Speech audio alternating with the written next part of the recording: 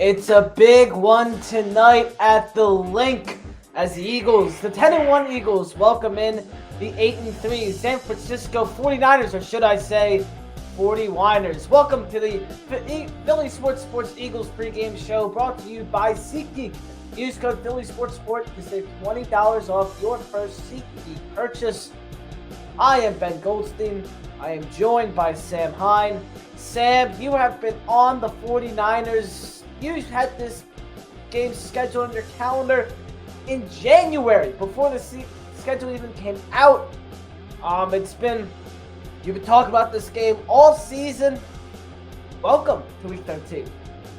Yeah, the NFC Championship game rematch is finally here, and it couldn't have come in a bigger spot for both teams, as this game has massive playoff implications, as well as to try to stop some talk that has been going on between the two teams, the two cities, two fan bases, the two coaching staffs. So this is about as big of a regular season game as there can be, and I can't wait for it to get started. Yep, we are a little under an hour until kickoff. We're going to get to all the trash talk a little bit, but first let's start where we always start, with the quarterback matchup, and it's an interesting one. It's Brock Purdy against Jalen Hurts. We were supposed to have this matchup in January, almost a year ago, which is crazy. Well, it's almost been a year since. Can't believe this year's almost coming to an end. We're already in December. Regular season's coming to an end. It's Week 13. But anyway, we're supposed to get this quarterback match of the NFC Championship game. Obviously, Brock Purdy was knocked out in the first quarter. Was it the first drive, second drive? I don't remember.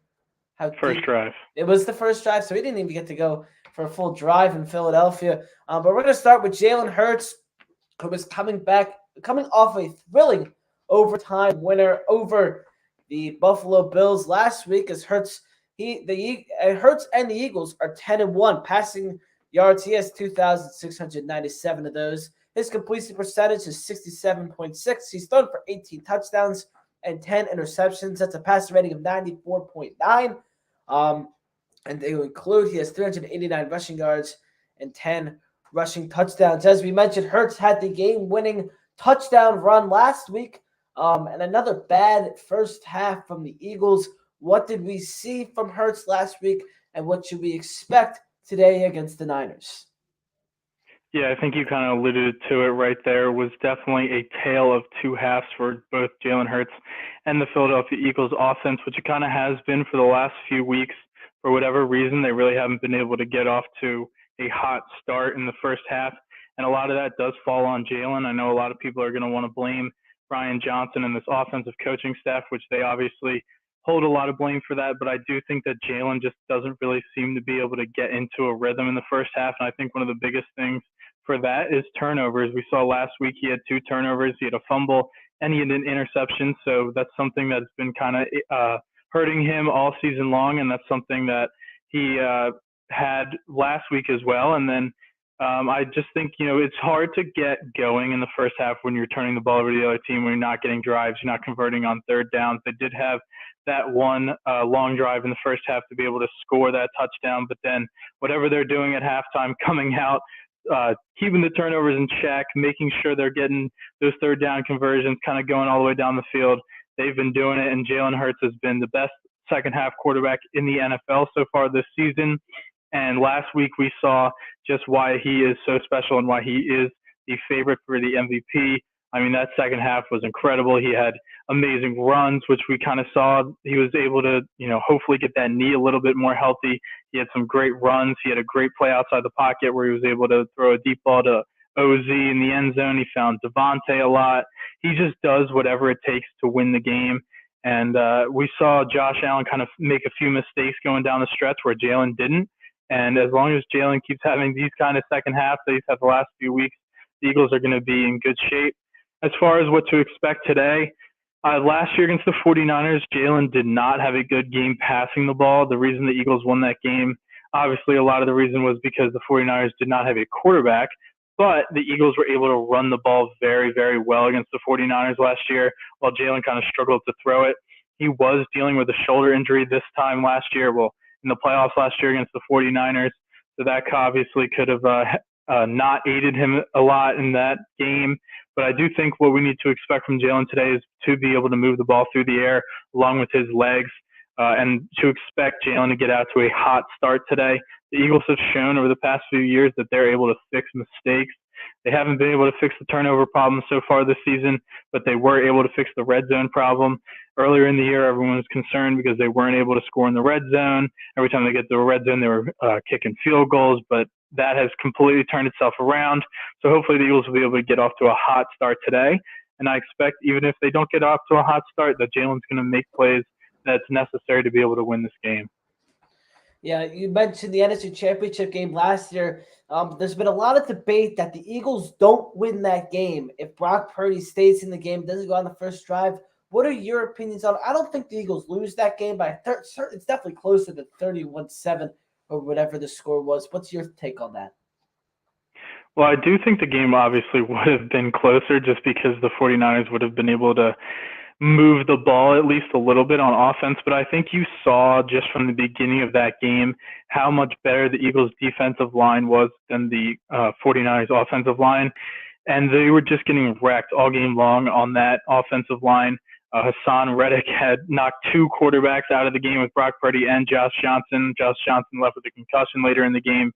So while I do think the game would have been closer, I just don't think that it would have made too much of a difference just because of how well the Eagles' defensive line was playing that day. Purdy's not a guy that's going to be able to be mobile. He's a guy that's going to, if he's pressured, put the ball in harm's way, which he obviously did when he even got hurt. He put the ball in harm's way, and it led to a fumble. So while I do think it would have been a closer game, I do think the Eagles still would have won the game. And also from the Eagles' offensive side of the ball, like I said, Jalen wasn't throwing the ball that well that day, but Miles Sanders had a huge day on the ground. They were able to really dominate them in the run game. Eagles defense was able to force some turnovers, not just on the quarterbacks, but they forced a fumble on Debo. So, I think the Eagles win the game, but it definitely would have been closer. But I just don't think, especially the way the 49ers were playing last year coming into that game, they were playing really well. But Brock Purdy in that situation as well, like first-year quarterback in the NFC Championship game in Philly, I don't think they would have put up 34 points or whatever it was to beat the Eagles that day. Yeah, I remember I wrote an article during that week if Brock Purdy would be able to come into Philadelphia and win in the NFC Championship game, and it was a firm answer from me. No rookie quarterback can come into Philadelphia in the NFC Championship game and find a way to win, especially against such a good defense that the Eagles had last year. They still have a very good defense, but last year, by far the best defense in the league, and they were most sacks in NFL history, Eagles history. It was just that defense was unbelievable. A friend from that defense, Javon Hargrave, returns to the link today. He is a 49er. He got a massive deal in the offseason. But we mentioned obviously the first half struggles that have been going on with this team. So obviously this is one of, if not the biggest test the Eagles are going to have this season. Do they have to play a complete game today? Do they have to play all four quarters? Do they have to play the first half? Have they been playing the second half? Or is there any way they could get away again with a brutal first half and come back in the second half and just completely take over the game? Or does this team have to play all four quarters today? I think they do need to play all four quarters. I mean, after the last couple of weeks, it's kind of hard to say that they won't be able to come back from just about anything. If you go into Arrowhead and you're down 10 to the Chiefs at halftime and you're the first team in NFL in the history to beat Patrick Mahomes at home when he's leading by 10 or more points at halftime, it's hard to say that you won't be able to do it against anybody. But this 49ers team is the best team in the NFL at front running. They get up on teams and then they don't let them back in the game. Brock Purdy and Kyle Shanahan, they have a good thing going where when they're up and they use Christian McCaffrey, they don't put the ball in harm's way when they're winning. They kind of salt the game away with the run because they have the best running back in the NFL right now. But the 49ers are the worst team, Brock Purdy is the worst quarterback in the NFL when he is trailing. So far this season, we saw that in their 3 losses and on their 3-game losing streak that they were not able to come back against those 3 teams. And the Eagles need to get out to a lead today because then Brock Purdy's going to have to start playing outside of his comfort zone, and that's when things can start going bad for the 49ers. So while I don't think that if the Eagles are trailing at halftime that the game is going to be over. I do think it's extremely, extremely important, especially at home, to be able to get up on this 49ers team and just kind of put them at a distance and see if they can come back, because so far they haven't. Even Kyle Shanahan in his career has horrible numbers, even with Jimmy Garoppolo or whoever else their quarterback has been. He has really bad numbers when he is trailing at halftime. He's not a great coach of coaching comebacks. There's a stat. He is 0-36 in his career when his team is down 8 points going into or in the fourth quarter, which is just an absolutely insane stat. You would think that one or more times that they'd be able to come back from a deficit just by luck in the fourth quarter. And 8 points isn't that much. It's just a touchdown and a field goal to be able to win a game. But for whatever it is, he's not good at coaching from behind, and Brock Purdy's the worst quarterback in the NFL playing from behind. So the Eagles can come out and enter the second half with the lead, playing all 4 quarters. I do think they'll be able to kind of salt this game away. And they've had I think the last few games, the Eagles have got up to that early lead, but just haven't been able to maintain that momentum in the first half. So hopefully they can do that today. Let's move on to Brock Purdy, who you were just talking about. Purdy this season so far in his second year, he is 8-3. Passing yards, he has 2,871. A completion percentage of 70.2. 19 touchdowns.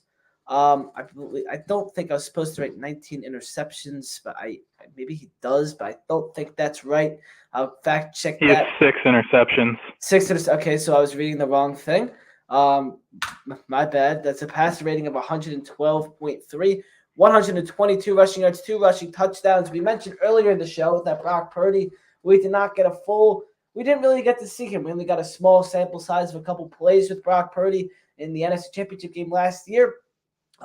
He's gonna play today. He's had a phenomenal year in his sophomore season. But is he the real deal? He hasn't totally gotten to beat a team like the Eagles. I mean, there's not many teams like the Eagles.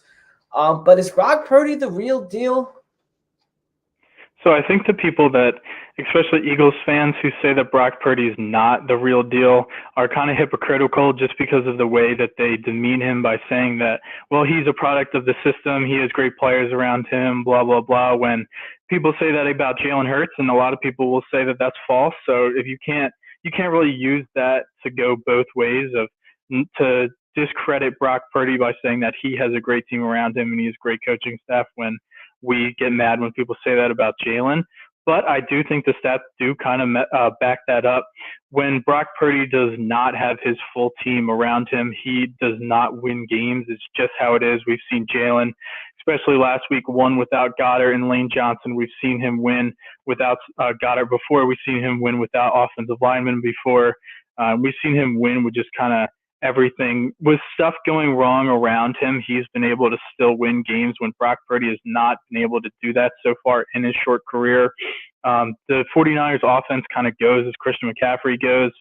McCaffrey, when he's rushed for under 55, in their 3 losses this year, he's ran for 54, 43, and 44 yards. So they kind of really rely on him.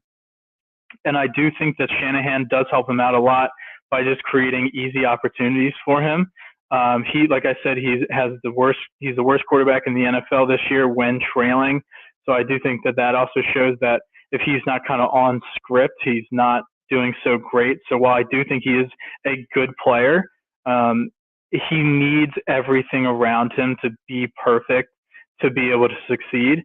And I think that's one of the reasons why the 49ers in the past have not gotten to where they want to be, is because when they are in these big games, when they are playing against these great teams in the playoffs or in the regular season, the quarterbacks that they have had in the past are not able to carry them through adversity. And we've yet to see if Brock Purdy has done that so far in his short career. He has not been able to do that. He hasn't had a ton of opportunities to do that, but he has not been able to do that. He's not very mobile either. So I think that if the Eagles are able to take advantage of a weak 49ers offensive line, he can kind of start throwing interceptions. I said that he had 6 interceptions this season. In those 3 losses in a row, he was throwing a lot of interceptions in those losses.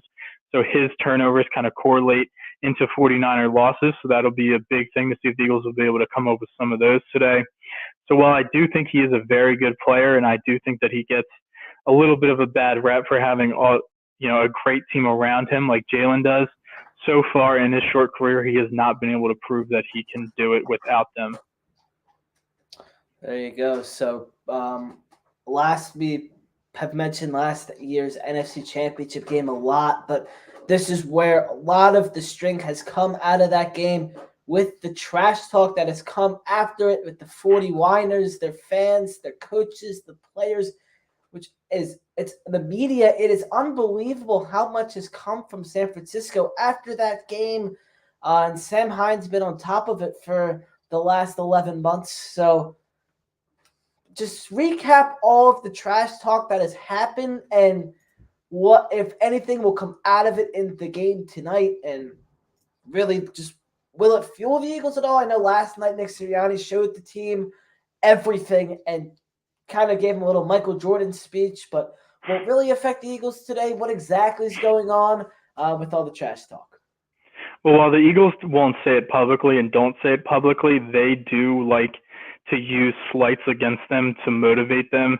Jalen doesn't like to say it publicly, but we all know that he likes to use anything that people have said against him in the past to his advantage to kind of get himself ready for games. So I do think the Eagles have definitely heard it, and they will definitely use it as extra motivation for this game.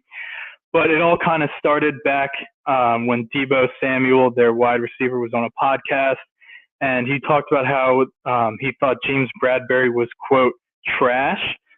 James Bradberry was a all-pro corner last year, second-team all-pro, so I think everyone would agree that he is not trash, but Deebo said he was trash, doubled down on it, and then tripled down on it last week. He didn't call him trash again, but he did say that I stand by any comments that I made. So I do think that that's obviously a matchup to watch today if James Bradberry is going to be against Deebo. I think it's kind of funny that, Deebo's calling our players trash, and he fumbled in that game, and he was very bad, and he is not having a good season so far this season. So, and then it moved on to their kicker, Robbie Gould, who said that if the Kansas City Chiefs make Jalen Hurts play quarterback, that they're going to have a great day. Obviously, the Eagles did not win the Super Bowl, but I think we can all agree that Jalen had an amazing Super Bowl passing the ball, and he's now the current MVP favorite for this season after coming second in it last year. We can all agree that Jalen is a great quarterback, one of the two best quarterbacks in the NFL, and if the 49ers make Jalen play quarterback today, they're going to be in for a long day. And then before the season, Kyle Shanahan, the 49ers head coach, at a kickoff the season kind of rally thing, said that he wished that the 49ers were able to play the Eagles at full strength because they were not able to do that in the NFC Championship game, and that he wished that they would get the Eagles early in the season so that way none of his players would be injured. Well, guess what, Kyle? The reason your quarterback got injured is because of you. You were the one who decided to put a backup tight end one-on-one against Hassan Reddick on the offensive line.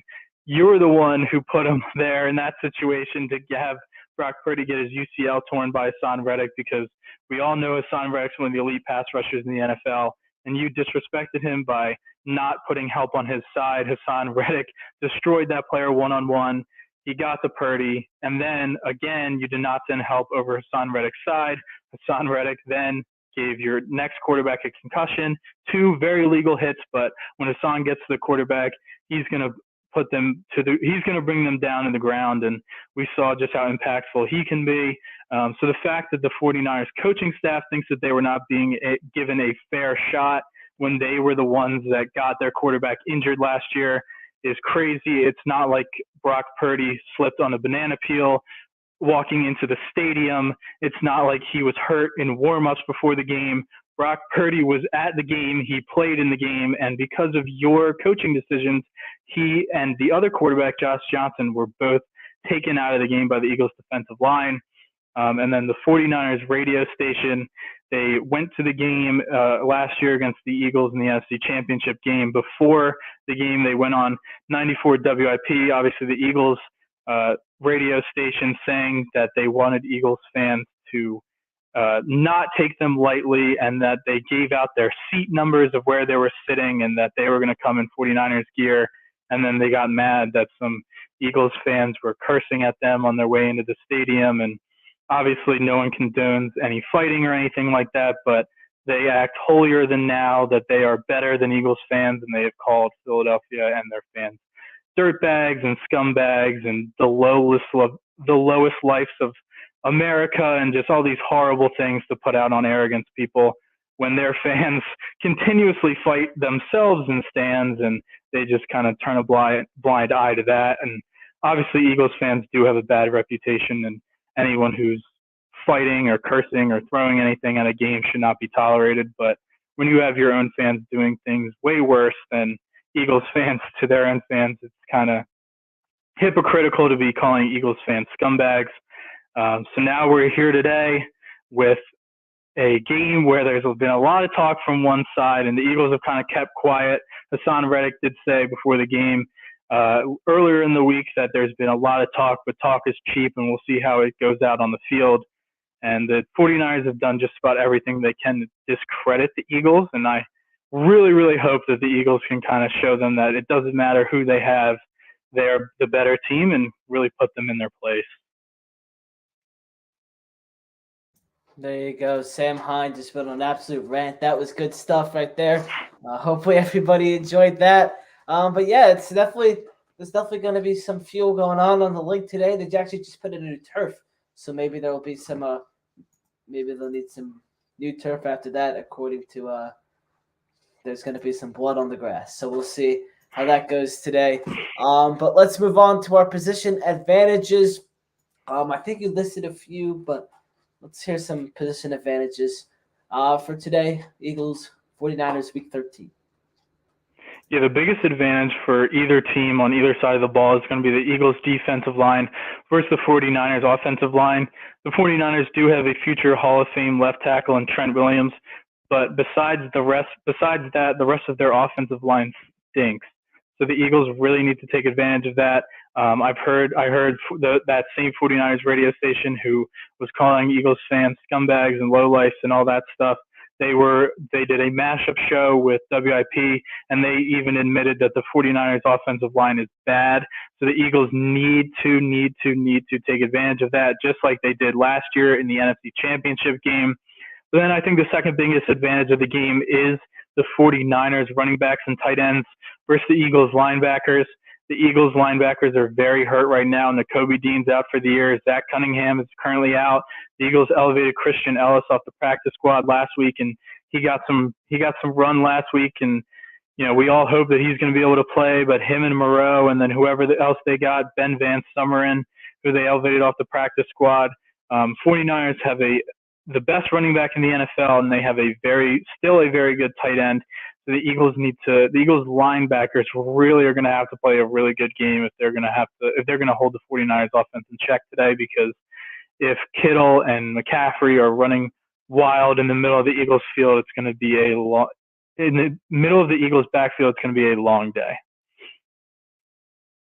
There was just a video put out from Jimmy Kempski that I'm going to try and put up on the screen. So there's already some tensions flying down on the field. I don't know if this is a normal thing, but I'm just seeing this with the Eagles defensive backs doing a drill, and the 49ers here on the side running right through their drill.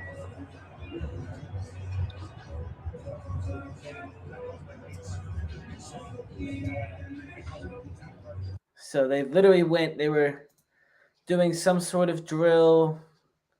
Then 49ers literally ran right through it, interrupting and disrupting their pregame. So obviously some tensions already flying down at the link. So today's going to be an interesting one, but it should be a fun one as well. So let's move on to our next. It's clear the 49ers do not respect the Eagles. It's clear that the 49ers are trying to intimidate the Eagles. Obviously, it's nowhere near the same level of this, but when I was in high school, we would always try to run out on the opposing team's side of the basketball court because you're not supposed to cross the midline. Same with football, the 40, but you kind of want to, step on their side a little bit, show them that you're kind of there and you don't fear them. And that's definitely what the 49ers are trying to do. But hopefully the Eagles will take it to them on the field and really just put them back in their place. Yeah, it really just shows you who has the respect and who's really, the respectful people here. And looks like the 49ers are not those West Coasters. Anyway, let's move on to our notable matchups. You listed one. I want you to go more in depth on James Bradberry and Deebo Samuel's matchup, as well as your other notable matchups. Yeah, so I do think the Eagles are going to try to keep Deebo on James Bradberry just because Brandon Ayuk, their best receiver, is more of a speed guy, and he's very good at going deep down the field, and James Bradberry has not done a good job this season at being able to cover speed wide receivers down the field. He's gotten burnt a few times. I think that Bradberry has he's had a good season in my opinion. I think that a few of his mistakes has been too highlighted, but by a lot of people in the Eagles fan base. I do think that he's done a very good job this season, but I do think the Eagles are going to try to keep Slay on Ayuk. Excuse me. And Bradberry on Deebo. Deebo is more of a gadget player. He can be a running back. He'll run slants. He runs short routes. So I do think Bradberry will be in on there. And it's going to be interesting to see because I know Deebo is going to try to intimidate him a little bit. And Bradberry's not really like that. He's kind of cool, calm, collected guy. So hopefully Bradberry will be able to keep him in check. But when you have the two best rosters in the NFL, in my opinion, there's going to be a lot of matchups that you're going to be looking for. I think the first one is Hassan Reddick versus Colton McKivitz. Colton McKivitz is the 49ers' current right tackle. Hassan Reddick loves to line up over that right tackle. I do think they're going to try to switch around Reddick and Sweat. We did see that last week. Reddick was playing a little bit more on the left tackle side than the right tackle side. Him and Sweat and BG were kind of moving around a lot. Even Reddick got some snaps on the inside last week, which I thought was interesting. But I do think that either him, Reddick, or Sweat, whoever's going to be over there has to take advantage of McKivitz. He's not obviously anywhere close to the level of player of Trent Williams. If the Eagles can beat Trent Williams, then that's great, but we can't plan on that, so they're going to have to take advantage of that other side of the line. Jordan Davis and Jalen Carter versus Christian McCaffrey. When I went through this, Fletcher Cox was not playing, but now he will play today, so Fletcher Cox also can be thrown in there. But the interior of the Eagles' defensive line needs to dominate that line of scrimmage, and they need to keep Christian McCaffrey out of the secondary. If McCaffrey's in the secondary, if he's going against those linebackers, if he, God forbid, makes it against the safeties, it's going to be a really long day for the Eagles' defense. So they need to keep McCaffrey around the line of scrimmage. A.J. Brown versus Charvarius Ward. Ward is their best cornerback, and A.J. Brown has kind of been slowed down the last few weeks. He has been dealing with a thigh injury that could be playing a part in that. But I do think that A.J. needs to have a big game today because Devontae is going to get a lot of more respect and coverage with Dallas Goedert being out again. Devontae has had a bunch of massive games recently, and he has really stepped up with the absence of Goedert. But I do think that they'll be putting a lot more of an emphasis on Devontae as he had a big game against them in the NFC Championship game. So I do hope that AJ's able to take advantage of Charvarius Ward. And then my last one is going to be Lane Johnson versus Nick Bosa. Lane Johnson completely swallowed up Nick Bosa last year. Bosa is not having as good as a season as he did last year. I think that it has a lot to do with, one, Bosa got paid. It was a contract year for him last year. You see that a lot. The players kind of trail off a little bit after they get paid in that first year after that. But also Bosa is getting a lot more respect and a lot more attention brought his way, and Lane Johnson will be back today. So we need Johnson to swallow up Bosa like he did last year. Yep, and you mentioned a little bit about Dallas Goedert being out, a little bit about the Eagles linebackers. So we'll get a little bit into that more later in this show, as there were some rumors surrounding the Eagles about those two positions throughout the week. But for now, what's not a rumor is that you can save $20 on SeatGeek with code Philly Sports Report. SeatGeek is the best place to get your tickets. All you got to do, download the SeatGeek app and use code Philly Sports Report at your first purchase to save $20 off. I know Sam Hine used the SeatGeek code the other day, Sixers Magic. Yeah, my mom used it, and then we used it for Sixers Magic right after Christmas, right as we get home from Christmas, the day we get back, getting right to the Sixers Magic game. So excited for that one. Going to try to get down to Sixers Miami as well, but going to have to create a new email to use the code again. Yeah, you can only use it on your first purchase.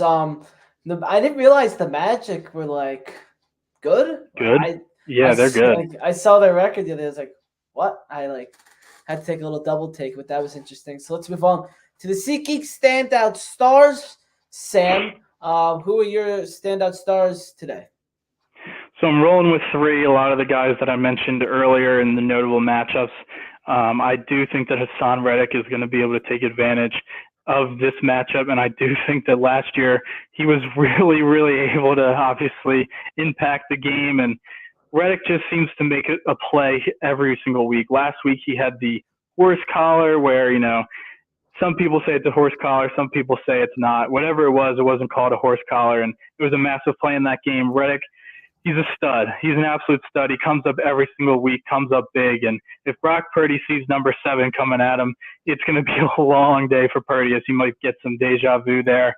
Jalen Carter, I do think that if the Eagles will win this game and are going to win this game, they're going to need to contain CMC going against not directly, but on the opposing sideline.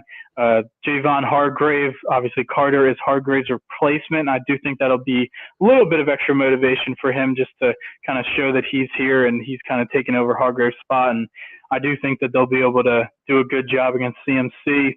And then A.J. Brown, mentioned it earlier, he has been kind of kept in check these last few weeks. Seems like he is really due for another big game, and I'm definitely expecting another big one from A.J. Yep, there's your SeatGeek Santa Stars. Thank you to SeatGeek for sponsoring that segment and the whole show. SeatGeek sponsors, so thank you to them. Let's move on to the inactives. So your inactives. Here we go. We got a fun name here for the 49ers coming up. Ray McLeod III, the wide receiver, he is inactive. Braden Willis, tight end, is inactive. Jalen Graham, linebacker. Tyron Davis Price, running back, and quarterback Brandon Allen, who is the third quarterback. They are all inactive for the Niners. And then the Eagles, Tanner McKee, he's the third string quarterback. Rashad Penny, running back. Sua Opeta, guard. Zach Cunningham, linebacker. And Dallas Goedert is inactive again at tight end. But this does mean that Lane Johnson will return. And Fletcher Cox will return. He went down last week. It looked like he was having an uphill battle into getting into today's game, but he will play. So another week without Dallas Goedert, but the Eagles will get two big guys, veterans back. What does this mean for the Eagles to have Cox back in there as well as Lane Johnson? Yeah, getting Lane back, if they didn't have him for this game against that great 49ers defensive line with all the guys they had, it would have been a very tough job for Jack Driscoll. He did a good job last week, but the 49ers defensive line it's just different. It's better than the Bills. Fletcher will be big. Hopefully he can help stop CMC. And then for the 49ers, I know Reek Armstead was questionable, but he's going to play. So it doesn't seem like they really have any major injuries, and they get what they want. They're fully healthy for this game. Yep, two pretty healthy teams. Obviously, except Dallas Goedert. Let's look at the Gamblers R Us bets. A little bit of a shocker on the line, but first of all, thank you to Gamblers R Us for sponsoring this part of the show. Gamblers R Us, you can go listen to that podcast, which is hosted by Gus and Scott Barber on Philly Sports podcast on Spotify, Apple Podcasts, or anywhere you listen to your podcasts, including the Philly Sports YouTube page, which a few of you are watching right now. So the line on the game is -2.5 in favor of San Francisco. It was I think it was -3 throughout the week, and some money went on the Eagles today, so -2.5 on the Niners. The over-under is 46.5, and we have some locks of the day from Sam. Sam, what do we got?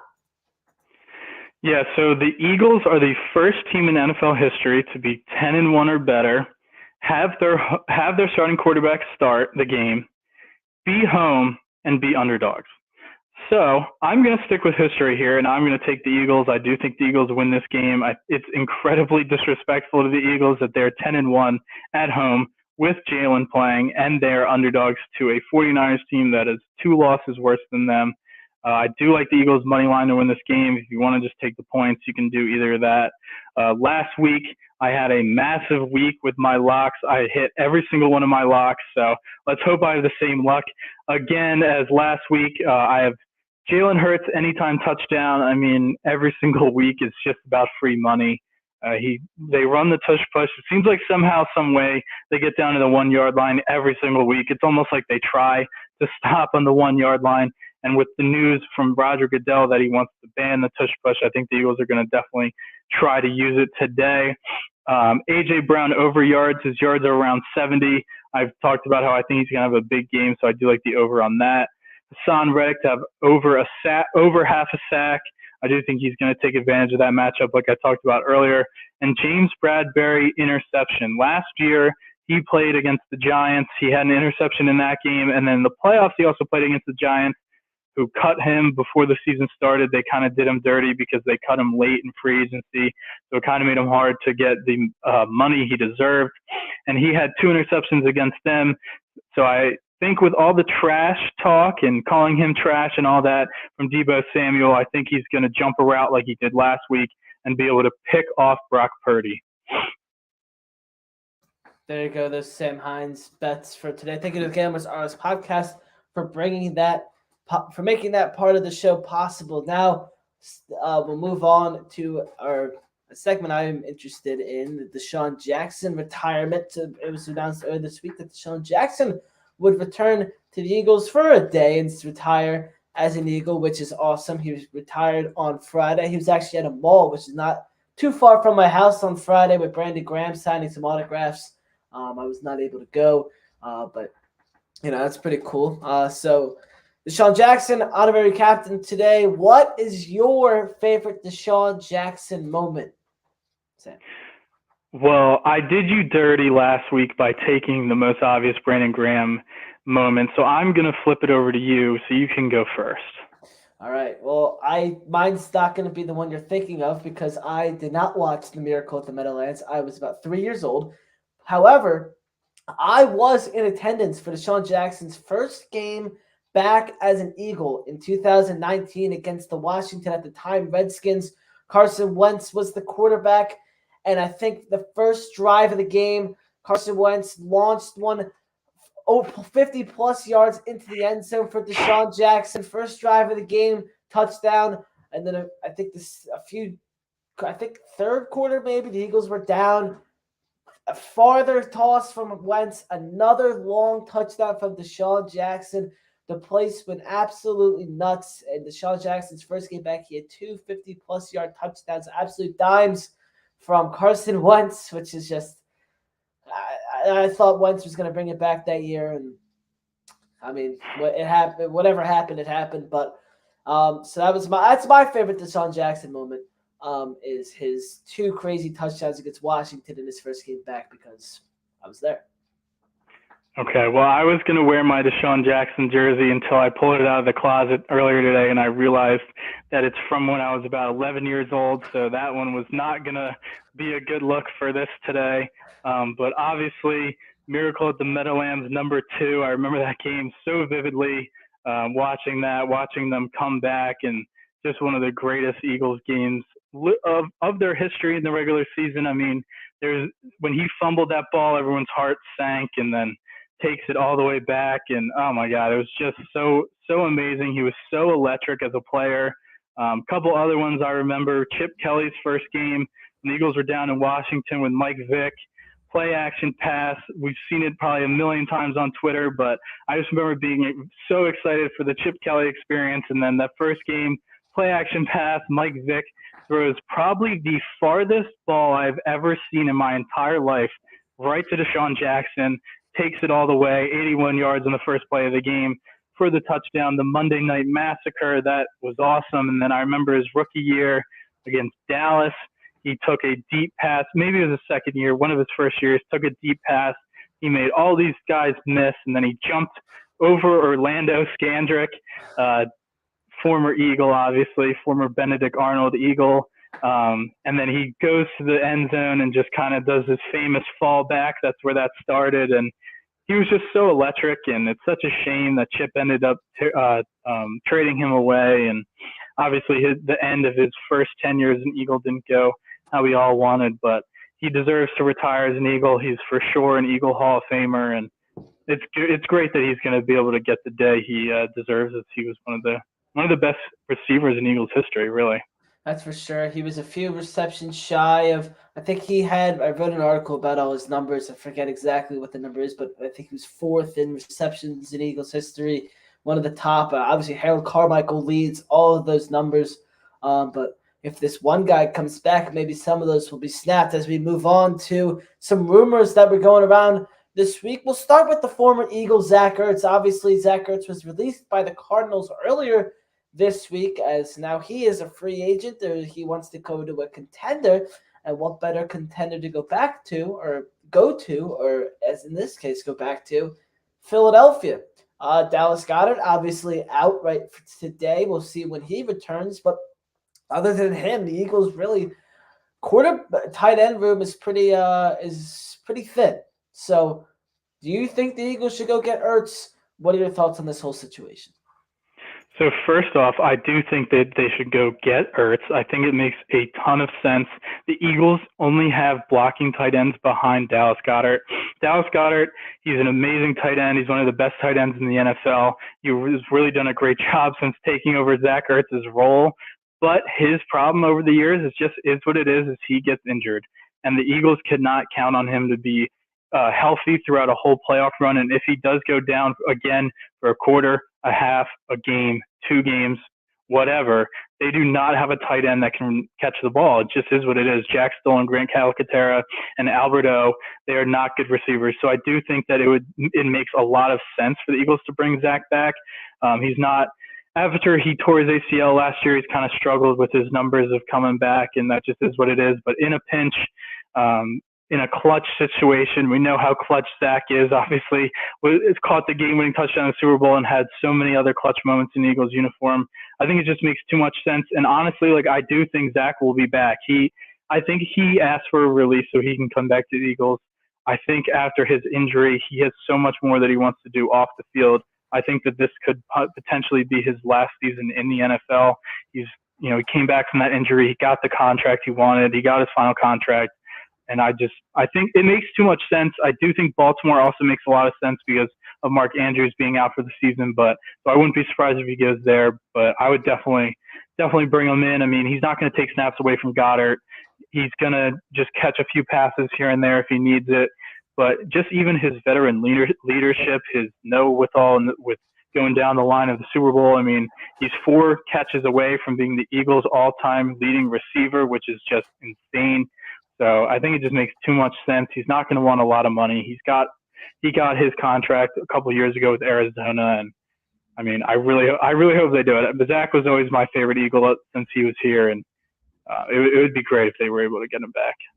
Zach Ertz definitely one of my favorite Eagles. I remember that 2018 season where he just every single ball that was thrown to him, he caught. It was just an unbelievable season. The game-winning touchdown catch in the Super Bowl where he dove over the goal line, it bounced out of his hands. He caught it back on the ground. I mean, just so many memories with him. And when I was younger, because I did start watching the Eagles until about 2015, 2016. So that was right when Ertz started to go into his prime. And I mean, Zach Ertz is the man. And I think it'd be awesome if the Eagles could get to the Super Bowl and even win it.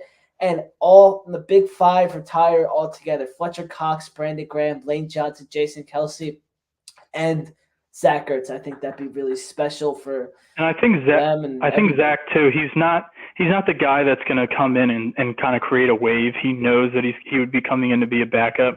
He knows that this is Dallas Goedert's job. He knows this is Dallas Goedert's role. I think it was a big one of the big things that was put out was that he asked for a release so that way he could join a contender. He knows that he's not coming in unless he goes to Baltimore, but he knows that he would be coming here, and I don't think he would call for anyone and make a wave because of snaps or whatever. Even when he had a contract dispute for the Eagles, he kept it private. He was crying on the field after his last game.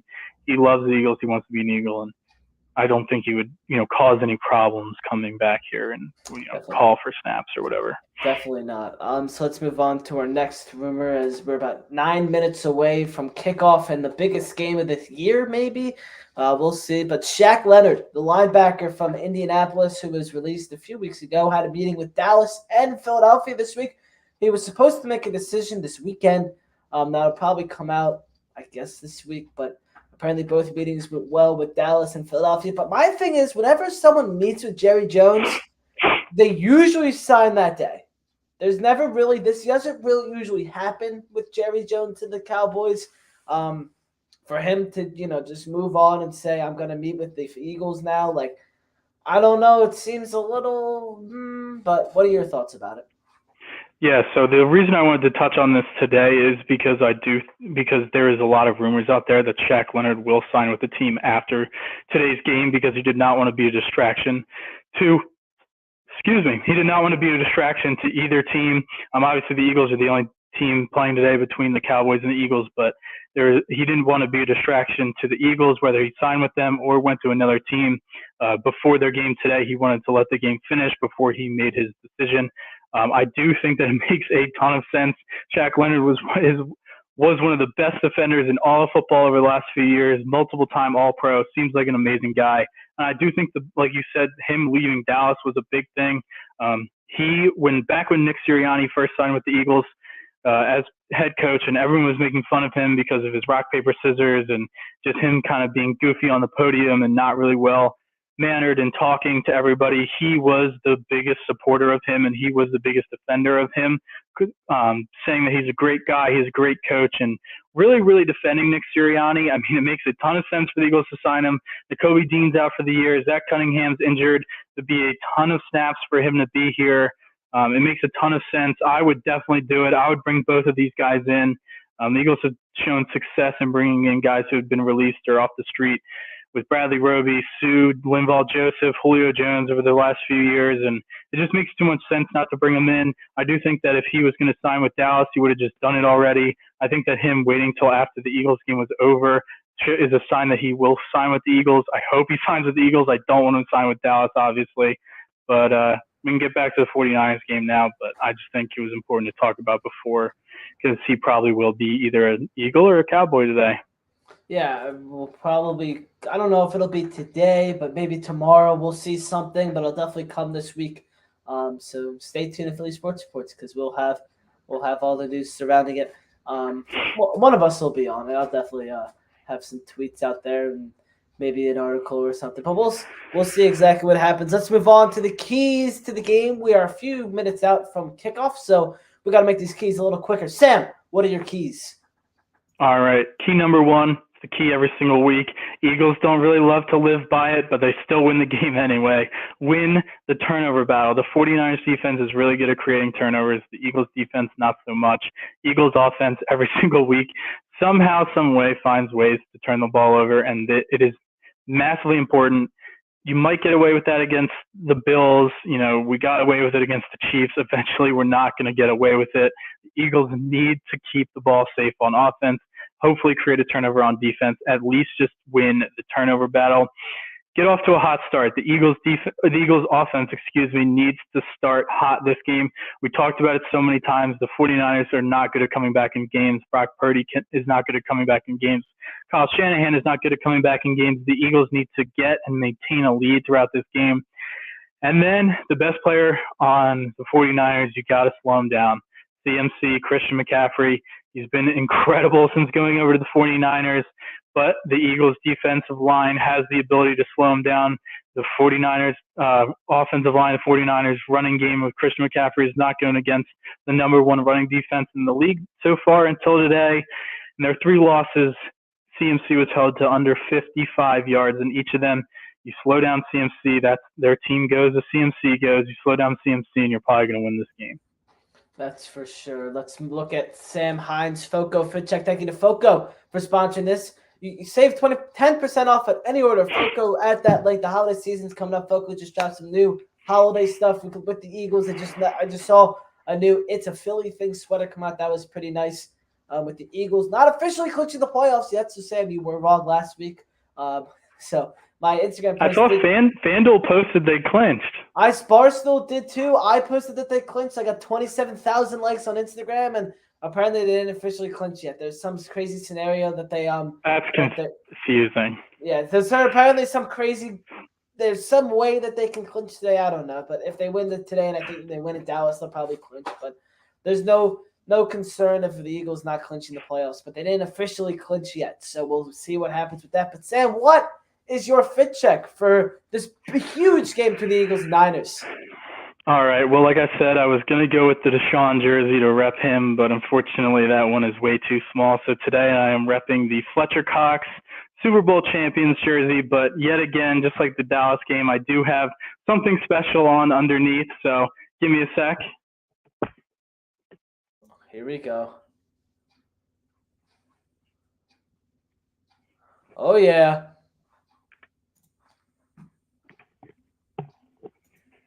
We got the Super Bowl underdogs T-shirt. Obviously, the Eagles throughout that Super Bowl run were home underdogs that whole way. They were disrespected then. They're being disrespected again today. Eagles are the first 10-1 team with their quarterback playing to be home dogs. Complete disrespect by the books, by the NFL, by a lot of people throughout the NFL. There's a lot of NFL shows where not a single person even picked the Eagles to win. Obviously, the 49ers are a great team. They can definitely win this game, but the Eagles are being disrespected out there. Lane Johnson put out the gif of him wearing the dog mask today. So when I saw that, I had to dig in and pull this shirt out. Yeah, I was actually just looking for I don't know if you saw me in my little box that I ran off, but I was looking for my dog mask really quickly. I couldn't find it. I know it's somewhere down in this somewhere here. If I gotta look for it though, because I'll definitely be able to find it. Anyway, let's move on to our predictions today. We're about 2 minutes until kickoff, so let's make these predictions quick. Sam, go first. All right, I got the Eagles winning this game. I think they're gonna kind of put the 49ers in their place, show them that no matter who was playing quarterback last year, they still would have won. I think the Eagles are going to win in another tight one. Get ready, people. You're going to sweat it out again. Eagles 27, Niners 24. All right, I'm kind of in the ballpark. I think it's a little bit more higher scoring game. I think the Eagles are going to win this game 30. Let's go 33-28. I think we'll be sweating again, but I think a few more points are going to be put on the board. So, yeah, the Eagles 33-28. I was pretty close last week, I think. Or the week. No, not last week, but it was tending in that direction kind of midway through the game. The Bills had 28. The Eagles started to come back. I was like, no way I'm going to get this right. But I was close for a little bit until I wasn't. So that's going to do it from us. Thank you guys very much for watching the Week 13 Eagles pregame show. Make sure to go follow us on all of our social medias. Link down in the description. Thank you to SeatGeek, Foco, and the Gamblers podcast for sponsoring this podcast or sponsoring the show. Check PhillySportsSports.com post-game for Sam's recap article and tomorrow for my observations a day after the game. Thank you guys for watching. Go Birds! Go Birds!